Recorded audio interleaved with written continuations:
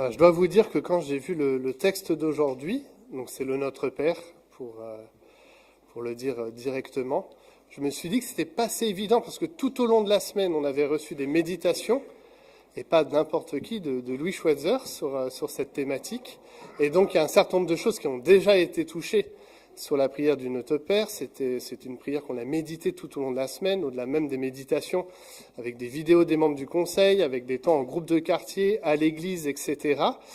Et je viens devant vous, du coup, en continuant à parler de cette prière, donc que Jésus a formulée lors du sermon sur la montagne, et qu'on étudie depuis quelques dimanches, le sermon sur la montagne.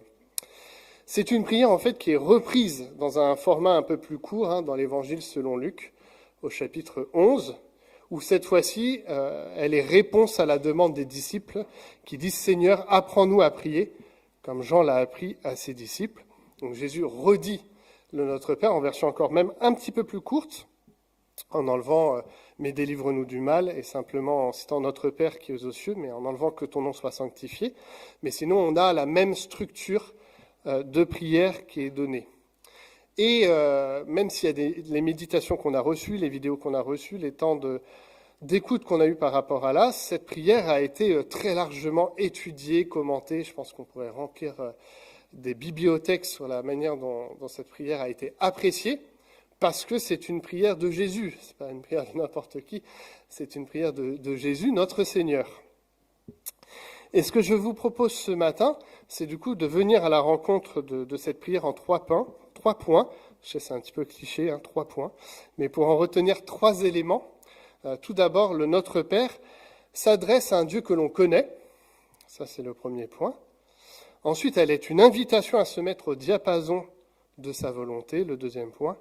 Et enfin, cette prière, si Jésus a pris le temps de la réfléchir et de la donner à ses disciples, à ses auditeurs sur le sermon sur la montagne, c'est parce qu'elle est importante, mais elle est importante de mon point de vue sur un point précis, c'est que c'est une prière en fait sur la banalité de notre foi.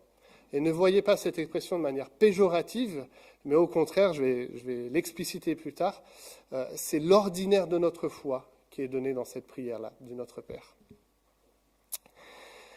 La prière de Jésus, donc, commence par l'expression toute simple, Notre Père.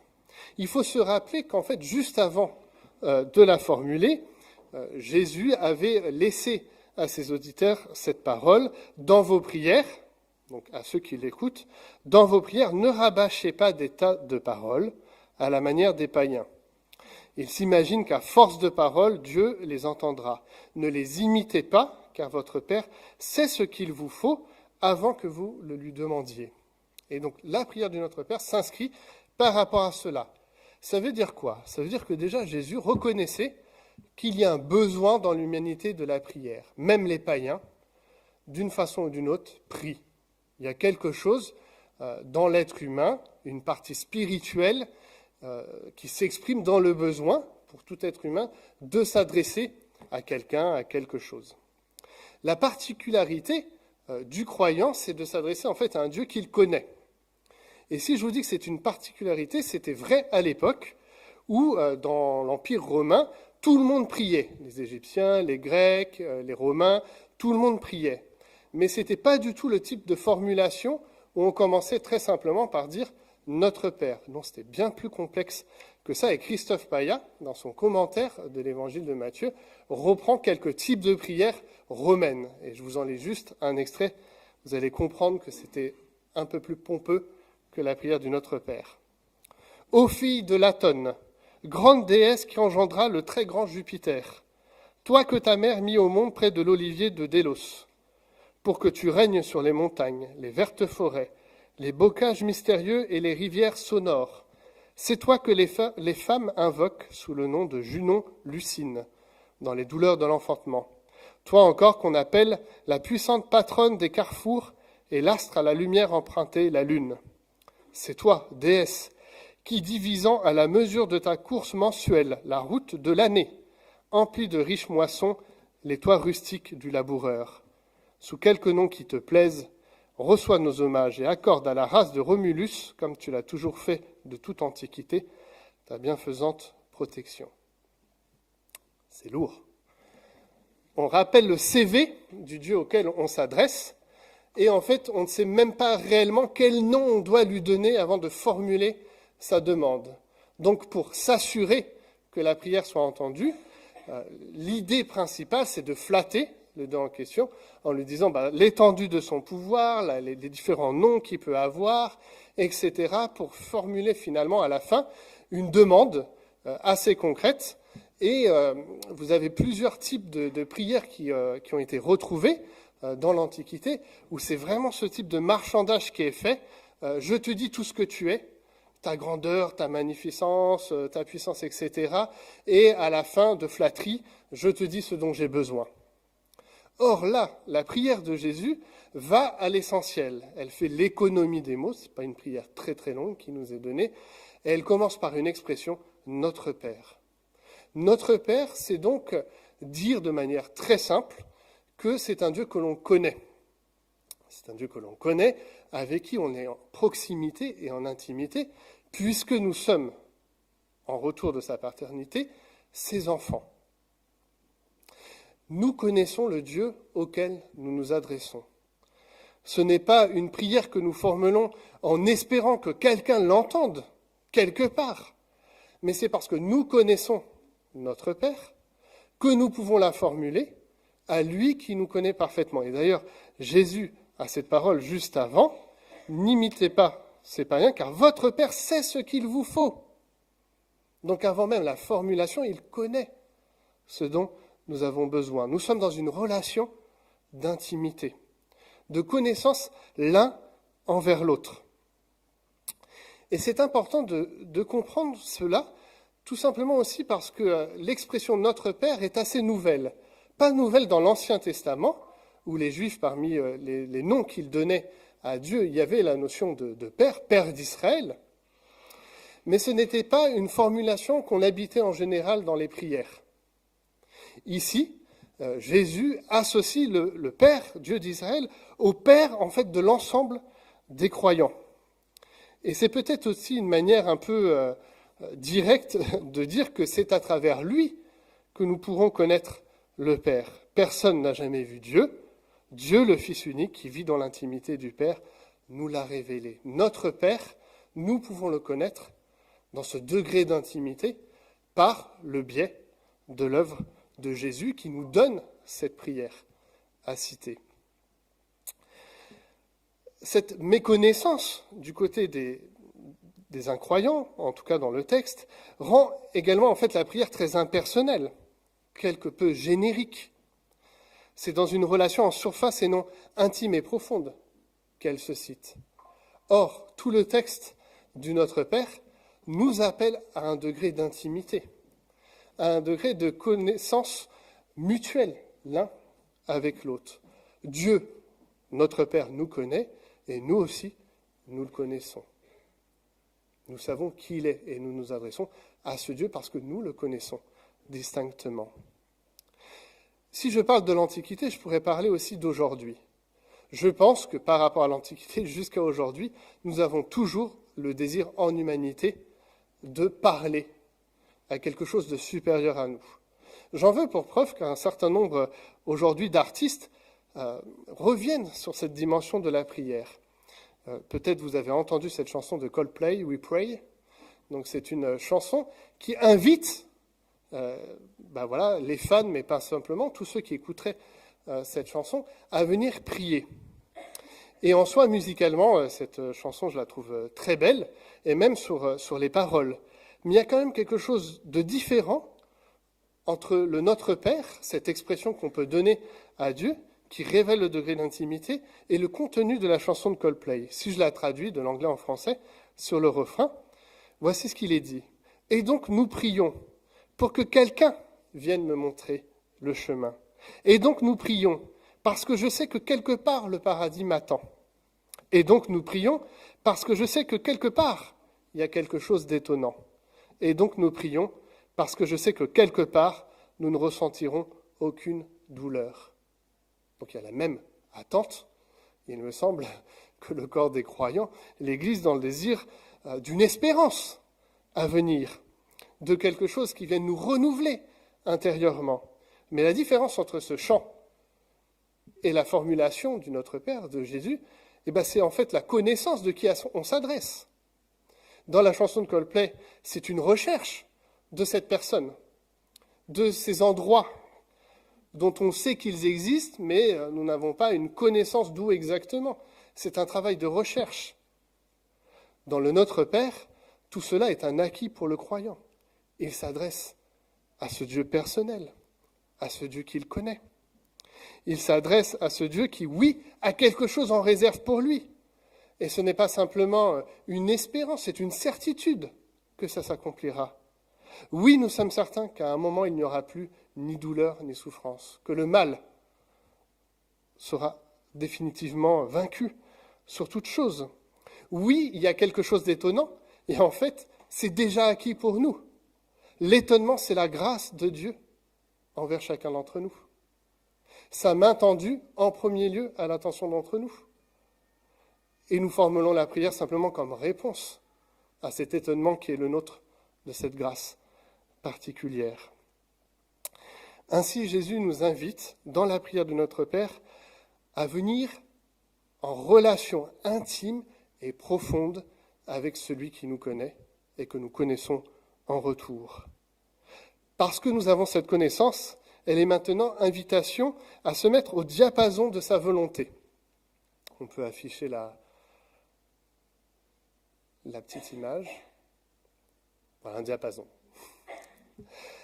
Le diapason, c'est un objet assez étonnant. Vous le faites vibrer et ça va permettre à l'ensemble des instruments de se caler ensemble, de s'harmoniser pour que lorsqu'on va prendre la musique, chaque instrument puisse sonner comme il doit sonner et que ça ne soit pas une cacophonie, mais que ça soit en harmonie les uns avec les autres. En soi, le diapason tout seul ne produit pas la musique, mais ça permet, c'est l'élément qui permet d'accorder tous les autres instruments pour que la musique ait lieu. Quand Stéphanie et moi on s'est connus, j'avais pas eu l'occasion jusqu'à peu avec Stéphanie, alors qu'on était ensemble, j'avais jamais eu l'occasion d'écouter un concert de musique classique. Et j'avais un rêve, c'était de faire ça. Et j'étais vraiment content de pouvoir le faire avec Stéphanie. Et c'est tout un truc particulier, je ne vais pas vous raconter tout ça. Mais nous sommes allés à ce concert et c'était du coup pour moi l'occasion de fermer les yeux et d'écouter et de voir que chaque instrument jouait exactement ce qu'il devait jouer pour que la symphonie soit parfaite. Et pour moi, c'était un élément de ma vie qui m'a transformé. Quelques instants, oui, je voyais vraiment le paradis s'ouvrir. Tout était harmonieux, chacun avait sa place. Mais il a fallu pour cela que chacun d'entre eux travaille, que peut-être tous se mettent au diapason, pour que tous puissent bien sonner et que le chef d'orchestre puisse mettre en mouvement l'ensemble de ces instruments. Et ils étaient nombreux. Il y avait quelque chose de cette harmonie qui était là à ce moment. Et c'est exactement le propos aussi de cette prière, être en harmonie entre la volonté de Dieu et notre volonté. Que les deux se rejoignent. Que dans cette prière, en fait, la volonté de l'un et l'autre soit une. Et c'est à ce moment-là qu'elle va porter le fruit qu'elle doit porter. On peut se rappeler Jésus qui, en Luc 22, alors qu'il va faire face à la croix, dit que ta volonté soit faite et non la mienne. Ce désir de Jésus de se mettre au diapason de la volonté de son Père. Et c'est ce qui permet à Jésus, encore en Matthieu 7, donc pas très loin après notre texte, de dire, en fait, demandez et vous recevrez. Cherchez et vous trouverez. Frappez et l'on vous ouvrira. Car celui qui demande reçoit, celui qui cherche trouve, et l'on ouvre à celui qui frappe. Si ces choses arrivent, qu'on reçoit, qu'on trouve, qu'on nous ouvre, qu'on puisse chercher et trouver et ouvrir à celui qui frappe, c'est parce que dans le cadre de notre prière, le désir sincère de nos cœurs, c'est de nous mettre au diapason de la volonté de notre Père, parce qu'on le connaît.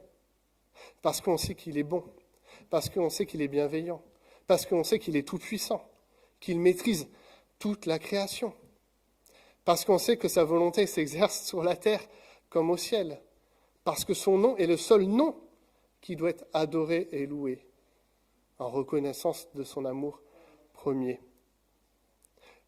Le désir du Notre Père, de cette prière laissée par Jésus, c'est que nous entrions dans un mouvement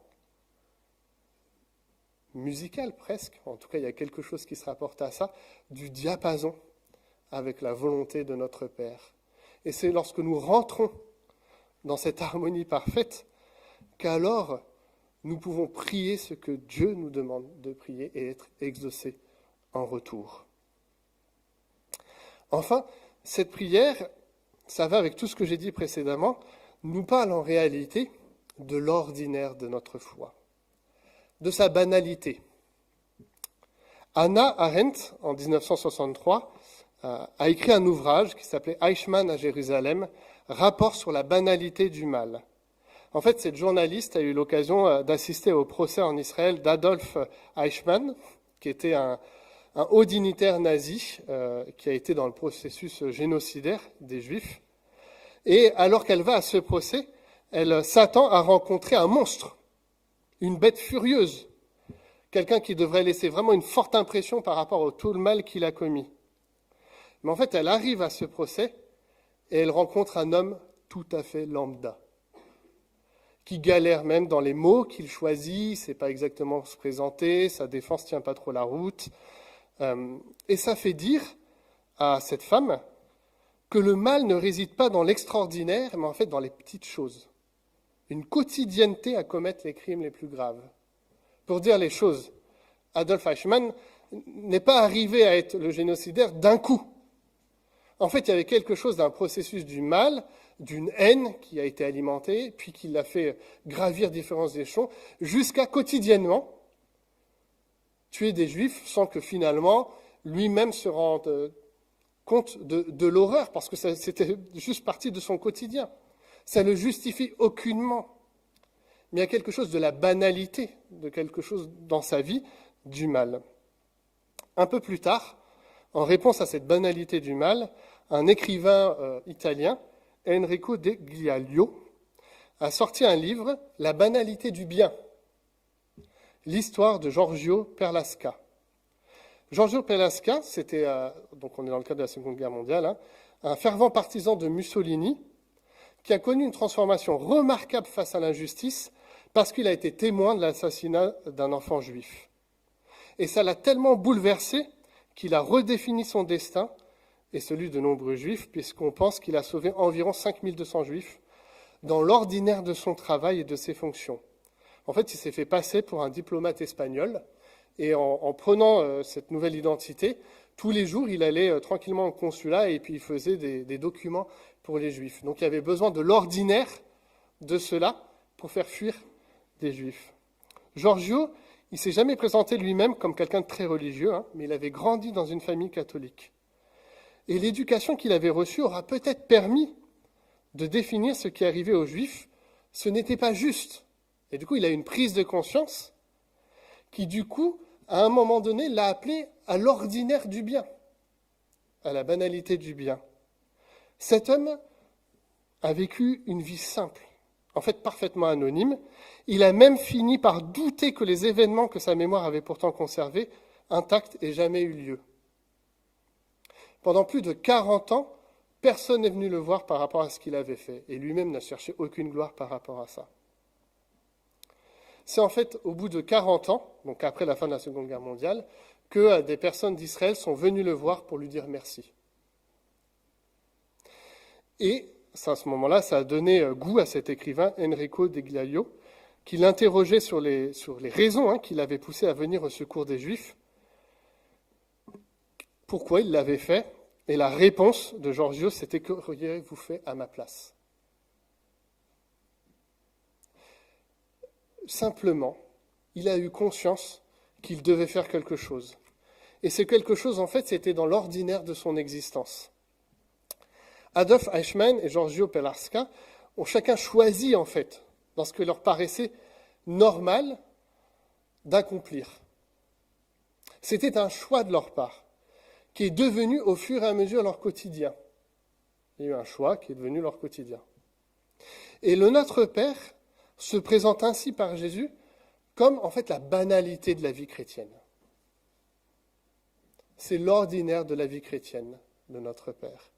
C'est un choix qu'on fait de devenir chrétien, mais il n'y a pas toujours la recherche de l'extraordinaire dans la vie chrétienne. Il y a le fait d'assumer la vie chrétienne au jour le jour. Non, toute journée n'est pas un feu d'artifice dans la foi chrétienne. Et dans le marketing de la publicité, c'est ça qu'on nous vend. Mange un Kinder Bueno et ta journée sera vraiment éclatante. Ça m'a toujours fait sourire. Mais en fait, la recherche de la foi chrétienne, c'est le banal de nos existences. C'est l'ordinaire de nos vies. Et c'est déjà un ordinaire qui appelle un certain nombre de choses. Est-ce qu'on a conscience qu'en fait, l'ordinaire de notre vie, c'est de pardonner? En fait, pardonner, ce n'est pas extraordinaire. C'est l'ordinaire de nos existences. Parce que, ordinairement, Dieu nous pardonne, en premier lieu. L'ordinaire de nos vies, c'est qu'en fait, on puisse avoir à manger tous les jours. Au niveau matériel, mais aussi spirituel, c'est lui qui nous nourrit. C'est une prière qui s'inscrit dans un temps très court, quotidiennement. C'est parce que notre ordinaire et le banal de notre foi chrétienne est assumé à travers le Notre Père que parfois, si nous sommes appelés à l'extraordinaire, ça peut arriver aussi, nous serons capables de faire les bons choix, de pouvoir agir en conséquence.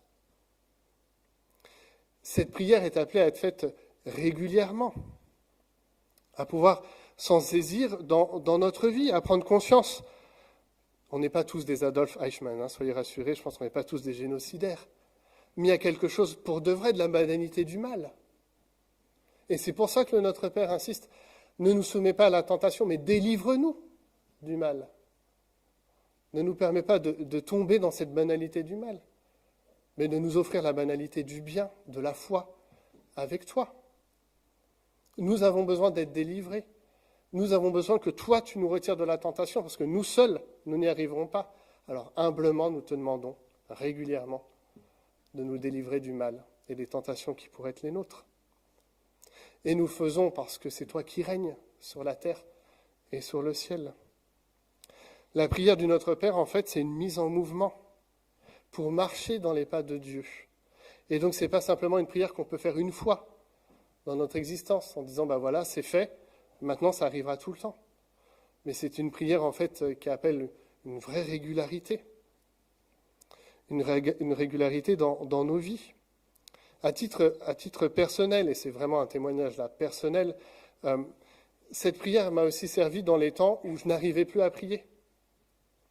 Ou pour diverses raisons, c'était pour moi trop difficile de formuler une autre prière que la prière de Notre Père. Et j'étais heureux de trouver cette prière de Jésus. Parce que dans les temps difficiles que je vivais par rapport à ma foi, les questionnements qui pouvaient être là, les incompréhensions qui pouvaient être là, au moins le Notre Père ordonnait ma vie chrétienne le matin et le soir. C'était les deux temps où je l'ai prié. Et c'était la banalité de cette foi chrétienne que je cherchais, de ma relation à Dieu et à Christ. Je ne peux pas faire d'autres formulations, mais Seigneur, donne-moi mon pain quotidien, permets-moi de pardonner. Ne me laisse pas entrer en tentation, mais délivre-moi du mal. Notre prière, c'est une prière commune. Tout est en nous et en autres. Mais ça ne veut pas dire qu'on ne peut pas l'apprendre en intériorité pour chacun d'entre nous. C'est pour ça qu'elle peut se formuler en Église et dans notre vie personnelle chrétienne, l'un et l'autre. Et même dans notre vie personnelle chrétienne, elle les rappelle que ce Dieu que nous servons n'est pas simplement que le mien, mais aussi d'un peuple que Dieu s'est acquis par l'œuvre du Fils. Je vous le disais, c'est dans cet ordinaire de la foi qu'ont pu puiser un certain nombre d'hommes et de femmes pour l'extraordinaire auquel ils ont été confrontés. Martin Luther King aimait beaucoup le Notre Père. En fait, il a même écrit une prière qui s'en inspire beaucoup, mais dans le contexte qui était le sien. Donc, qui était dans le contexte de libérer la parole et de permettre les droits civiques à des populations qui n'en avaient pas.